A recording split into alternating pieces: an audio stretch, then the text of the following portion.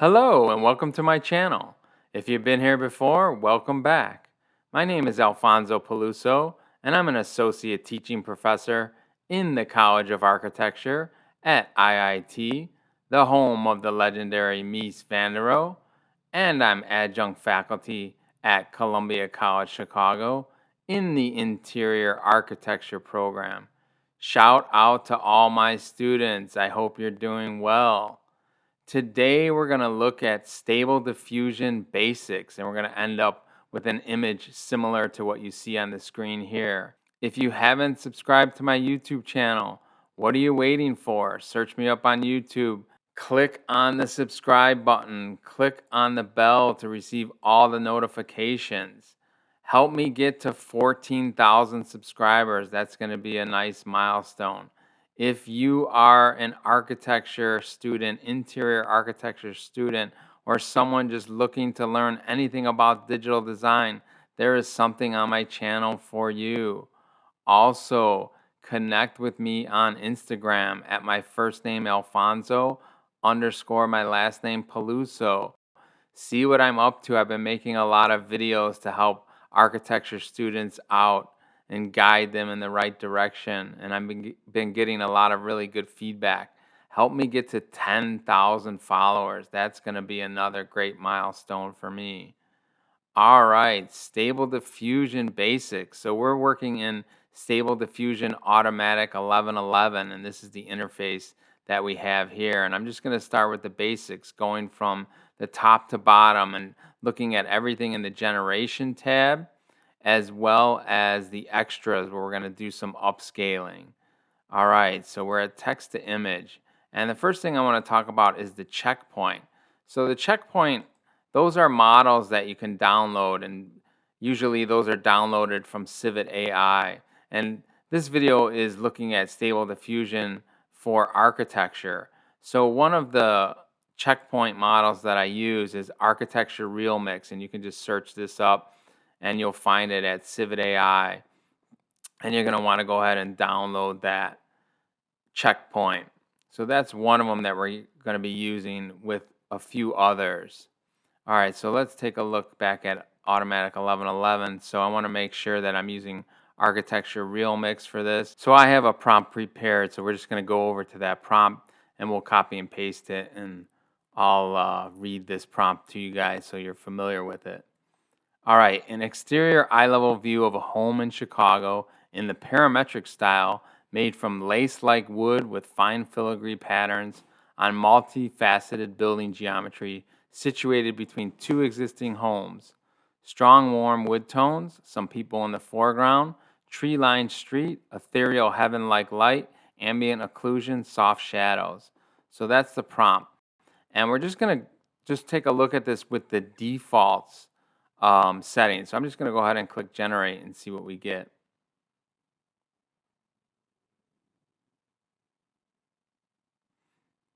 Okay, so there's our first image. Not too bad. A little a little bit large for a home, but we'll see if we can start to refine that. So under generation, let's talk about a few things. So one thing is the sampling method. So what is a sampling method?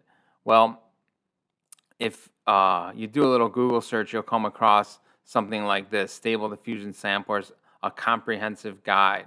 And I'll leave a link to this in the description below. But basically, what is sampling? This is a nice little image of it from left to right. So Stable Diffusion is a latent diffusion model, which means it's trained on images, billions of images, and it takes those images and it turns them into Gaussian noise. So that's what you're seeing in the first image here. And it slowly starts to denoise until you get an image like you see in number 4. So the type of sampling, or the sampler that is basically in charge of denoising the image, is what we're looking at. And there's several that you can choose from here. There's a whole list. And I've gone through a lot of videos and I've done a lot of research, and I've just used different sampling methods on my own. And I've found out that the DPM++ 2M Keras is the best sampling method. And then, so that's the sampling method that it's using to denoise the image. Then there's the sampling steps. So if I go back to that image and you see that the sampling steps: 1, a little less noise; 2, even a little less noise; 3, so 4, and it keeps going till it denoises. So in theory, the higher the number, the better or the clearer the picture is. But that's only to a certain extent. Once you get over 30 steps, the results really aren't noticeable. So I found that a number of 30 steps is a good number to use for the sampling. So I'm going to go ahead and change that to 30. Okay, we have our width and our height, and that's just 512 pixels for now. And we're going to look at upscaling that number and making that resolution larger. We won't make the resolution larger here, but we'll use an upscaling algorithm to do that. Then we have the batch count. And if you're working a lot with Midjourney, you're used to seeing a batch count of 4. So that's how many images it's going to produce at once.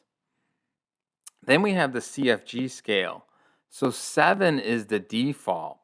Higher values will adhere more to the prompt, and lower values will be more creative. So that's something you just have to keep in mind. Higher values will stick to your prompt. Lower values will be more creative and maybe produce something that you didn't even know you were looking for. So we'll look at both of those. And then we have the seed. So by default, we have a random seed of -1. And once we find an image that we really like, we can have it stick to that seed and then start to fine tune the prompt and really see changes only to what we're typing in the prompt when we put a fixed seed in there. And we'll see that in a little while here. Okay, so let's just go ahead and generate. So it's going to generate 4 images for us.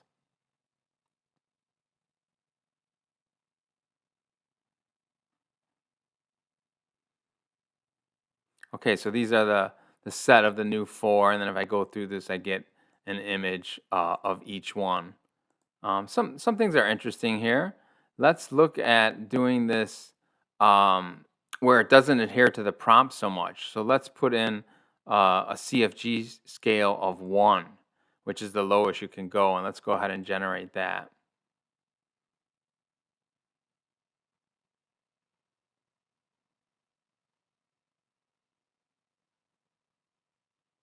There's the latest 4 there. Okay.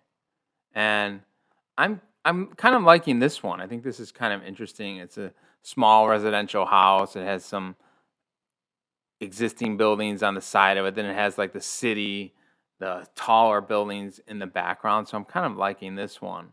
So what I'm going to do is I'm going to go down and I'm going to look at the seed.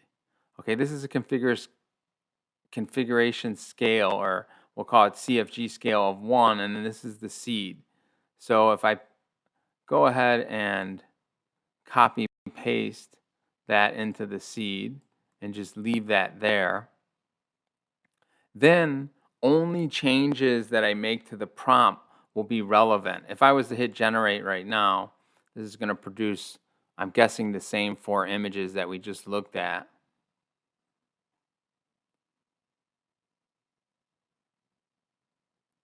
Let's see, they look a little different. Let's go through these. Okay, here's the one in the upper left. All right, so we're at least getting that one each time we use. Let's look at when I change the batch count back down to 1. Will I get that exact image that I'm looking for? Okay, the seed has been copied and pasted in the seed, so that's something to note. Let's click generate. Okay, yeah, so now it's just going to keep producing that single image. So we have that. So now I can just start making changes to the prompt and see how that affects the image. While I have the image here, I'm going to go ahead and click on it to enlarge it and right click it. So I have this image that I can use at a later time. So I'm going to call this one wood home. And this is just going to be the 512 resolution. So I'm putting in 512. And I'm going to save that as a PNG. Okay, so now I'm going to make some changes to the prompt. So where it says from lace-like wood with filigree patterns, I'm going to change the material now. I'm going to put in translucent frosted glass panels. So translucent translucent frosted glass panels. And let's get translucent spelled right. Okay, so translucent frosted glass panels. And I'm also going to change where it says strong, warm wood tones because we're not using wood anymore. I'm going to put in soft, translucent, desaturated blue glow. So soft, translucent, desaturated, blue glow. Okay, so we've just made changes to the prompt and we're leaving our seeds. So the idea is that the image should be pretty similar, but with a change in material now. So let's take a look at what we have or what we'll get.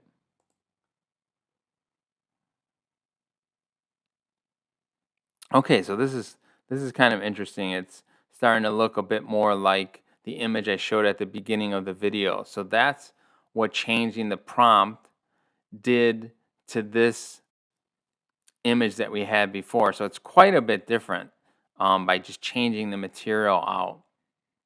But it's using a similar, or it's using the same seed, so it's giving us a similar quality to the other one. So let's go ahead and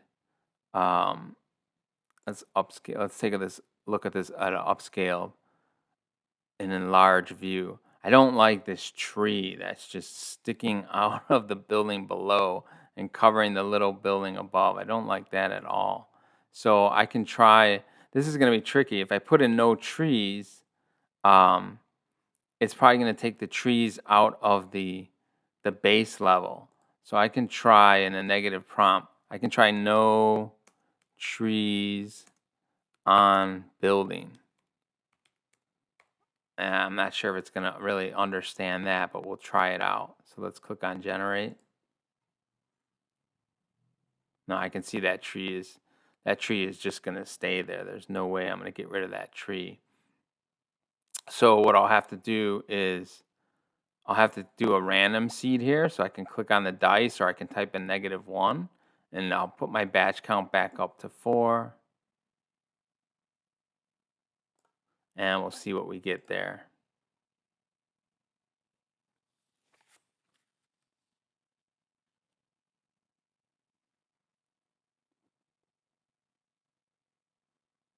Okay. So here's something that looks promising, kind of looks like it's our 1-point perspective. It's an interesting house, a little tall for a house, but an interesting design. But let's say that we like this one, so that we could copy the seed for this one. So let's go ahead and copy that seed. Here's the seed. Copy and paste that. So what I want to look at next is I want to look at merging or mixing different checkpoints. So at the beginning of the video, we talked about ArchitectureRealMix as a checkpoint. We can start to mix some of these. So I have ArchitectureRealMix and I have DreamShaper 8, Epic Realism. Those are some standard ones that people use that are doing more like images of characters. We're looking at architecture, but I can start to mix the two together. So that's something that can be really helpful for you. So there's something called a checkpoint merger. And we can put in our primary model A, and I'm always going to make that the ArchitectureRealMix. And then my secondary model, I'm going to make that Epic Realism. So I'm going to give it a name. I'm going to call it Arc plus Epic. I'm just using the first part of it. So it's ArchitectureRealMix and Epic Realism. And then I can see how much mixing I want to do. Now, lower values will stick more to primary model A. Higher values will go more toward secondary model B. And in the middle will just be a mix of both of them. So I'm going to try this. I'm going to make a couple of these. I'm going to try it with a 0.65 so that I'm getting more Epic Realism than I'm getting ArchitectureRealMix. And then it's just, we have the name, and I want to add more to this name. So arc plus epic underscore, and I'm going to put in 0.65 because that's what we're using, the merging of these two models. Now, the one thing I want to say is the base models that these were trained on have to be the same. So both of these were trained on a base model of Stable Diffusion 1.5. If you have one that's trained on Stable Diffusion 2 and another one that's on Stable Diffusion 3, you can't merge them together. They have to be the same base model. So that's something to keep in mind. Okay, so let's merge this. So it does take a little time to merge the checkpoints. So just keep that in mind. It's going to take a little time. So if I go back to text to image, and now if I look here, I see that I have my arc plus epic 0.65. So I can change it to that checkpoint. So basically, when you do a checkpoint merger, it saves this checkpoint in your diffusion model, in your diffusion models folder where all your checkpoints are located. So it makes another file that is, around 2 gigabytes. So that's just something to keep in mind. So now we have these two merged. We're using the same seed. So we should get a similar image, but the difference will be we're using a different checkpoint, which is a merged checkpoint. Let's see what we get.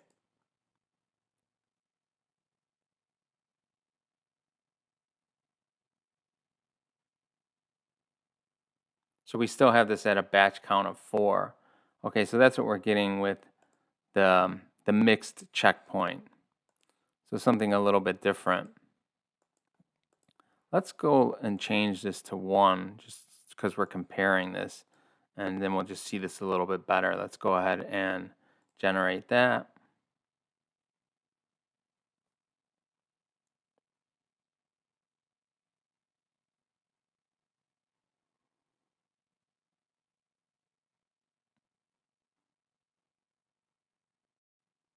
Let's go ahead and change this batch count to 1 and see what that gives us. So let's go ahead and generate that.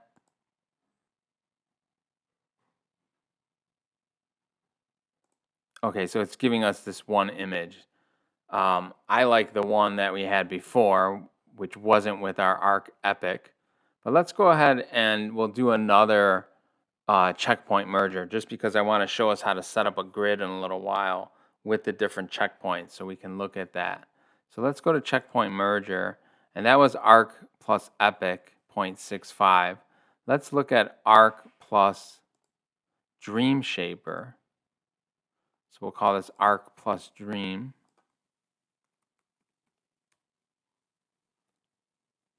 And we'll also have that to 0.65.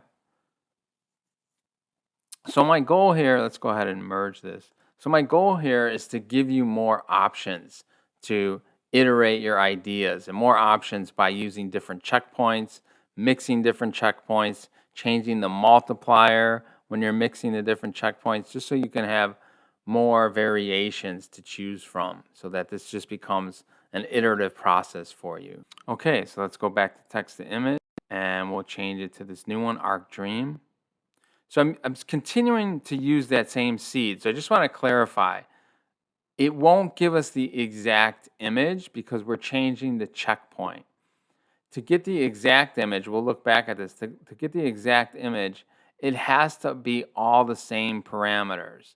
The same input for your text, the same input for your negative prompt, the same CFG scale, the same resolution. Everything, all the parameters need to be the same to get that same image. And we'll look at that in just a little bit, but I just wanted to clarify that a little bit. All right, so arc plus dream mix checkpoint. Let's click on generate. We're generating just one image. Let's see what we get. Okay, so that one you really saw that they were similar, but the building just changed. And yeah, I don't really like that one. You can make a decision between that. Let's go back to just our ArchitectureRealMix and see what we get with that. Okay, and this brings us back. The ArchitectureRealMix brings us back to this kind of 1-point perspective, this is the one that I really liked. I don't remember if I saved that or not. Let's have a look. No, I saved the wood one, which was a nice one too.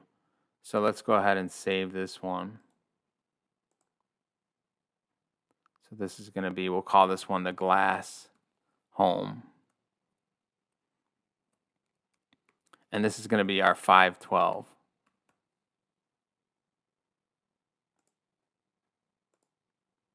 Okay, so before we look at upscaling, I want to look at how you can plot to an XY grid so that you can make a grid of images and then really make a comparison between those images, and it's going to be a labeled comparison. So if we go down to script, so we're still under this generation tab, that's what we're focusing on today. If we go under script and we click on none, we can choose XYZ plot. And then I'm just going to work with the XY values. I'm going to change the X to our checkpoint name. And I'm going to change the Y to the CFG scale, which you remember gives you variations when the number is low, variations on your prompt. And when the number's high, it really sticks to the prompt. So let's put in our checkpoint names. Let's put in our ArchitectureRealMix, our Arc Dream, and our Arc Epic. So I'm going to put in 3. We're going to compare 3 different checkpoint models. And then for the configuration scale, I'm just going to put in 1, and then 5, and then 10. And we'll be able to make comparisons on those. So let's go ahead and generate that.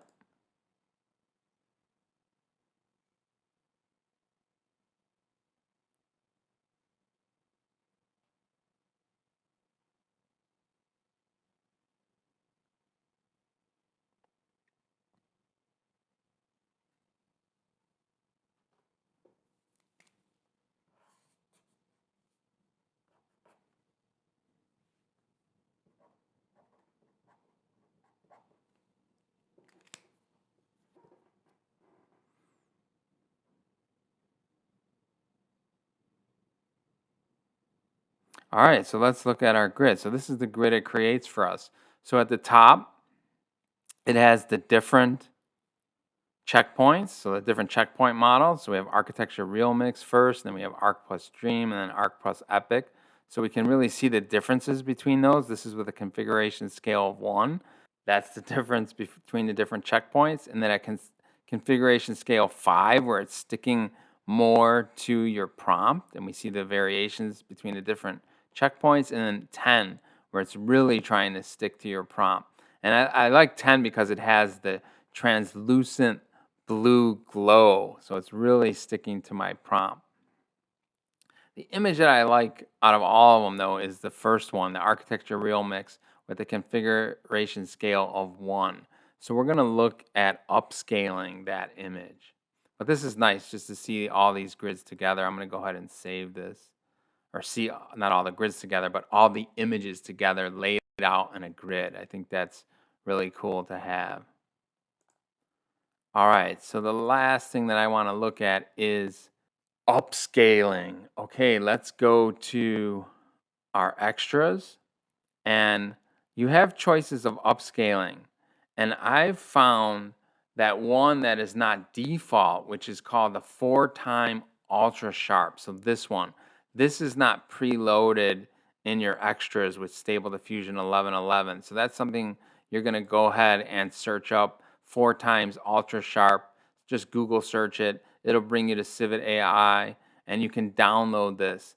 Now these have to go in your ESRGAN folder or SRGAN folder, ESRGAN folder. So if I just kind of show you where that folder is on my side here. So under Stable Diffusion Web UI, under Models, and then you have ESRGAN. ESRGAN. So let's go back one. So under Models, ESRGAN. And that's where you're going to put your 4-time ultrasharp.pth file. That's what you're going to get from Civet AI. All right, let's put this upscaling to use. Okay, so we're going to use 4-time UltraSharp. And the first time you run it, if the resize is set to 4, you're going to get an image that is 2K. From the 512, you're going to go to 2K.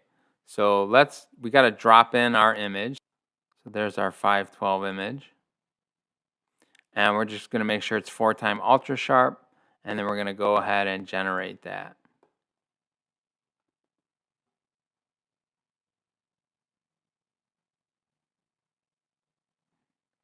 All right, so we're going to go ahead and save that. So this is going to be our glass home, and this one is going to be the 2K.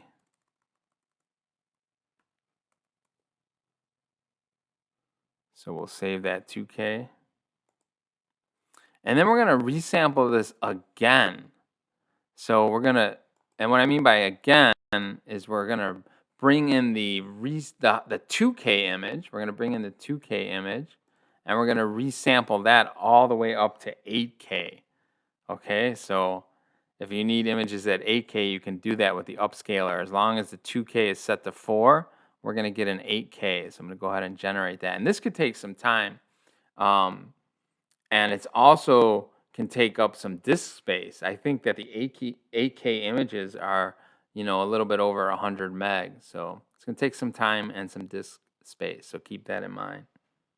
Okay, so that did take some time. And you can experiment. Maybe you don't have to go from 2K to 8K. Maybe you can go from 2K to 4K. So maybe you reduce this number from 4 to 2 the second time around. But we already have it. This is the 8K image. So I'm going to go ahead and download that. Okay, so this is going to be my 8K. And then we can just take a look at these in Photoshop. But I want to look at one more thing because I've kind of tried to sell you on this UltraSharp upscaler. So let's just use what I've seen most people use is just like the RSGren 4-time. So we can use that one. And let's go ahead and upscale that and see what we get. So we've just changed the sampler from UltraSharp to RSGAN. So we'll go ahead and generate that. All right, so that took a little while too, and we'll go ahead and save this. And we won't really see the differences until we save them in Photoshop. So this is the 8K. This is another 8K, but this one is, this is our ERSGAN. So that we know that that one's different. All right, so let's just take a look at these in Photoshop so that we can compare them. So we'll start with the 512. Okay, so there's the 512, and we'll just use Control-0 in Photoshop. So you see it's a pretty grainy image. Let's open up the 2K. Okay, so that one, if we go back to there's the 512, here's the 2K, so it's getting sharper. And we'll look at zooming in on some of these. And let's open up the 8K.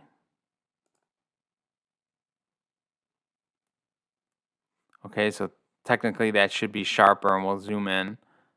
We see a little bit of difference from the 2K to the 8K. This is the ArchitectureRealMix. Let's open up the 4-time UltraSharp, which is this one. Okay, so now we go from 512 to 2K to 8K. That's the ArchitectureRealMix. This is the UltraSharp. So let's look a little closer into these. So I'm just going to zoom in a little bit. Okay, so for each one, I'll zoom in. Just zooming in 3 times here. We'll look at the 512. Okay, so we go from 512 to 2K. So we see a large difference there, a great difference. And we're going to go from 2K to 8K. And a little bit of difference, a little bit. Okay, but if we zoomed in even more, that's when we really see the benefits of the 8K. So here's the 8K as Argan and then the UltraSharp. Okay, so a little bit of difference there. And I just like the UltraSharp a little bit better. And where it really shines is when you're looking at things like landscape, like trees. That's when that UltraSharp really shines over the Esgan. Yeah, and we can, in this image, we can see it on the building on the right. The UltraSharp looks a lot better. All right, that is all I wanted to cover in today's tutorial. I hope you found this helpful. If you did, go ahead and give me a thumbs up. Leave me a comment. Tell me why you liked the video. All right. Don't forget to subscribe. Help me get to 14,000 subscribers on YouTube and 10,000 followers on Instagram. All right, my head's going to pop up in the upper left. That's where you can click on it to subscribe. And I'll put 2 more videos, one in the upper right and the lower right. All right, have an awesome rest of your day, and I'll see you on the next one.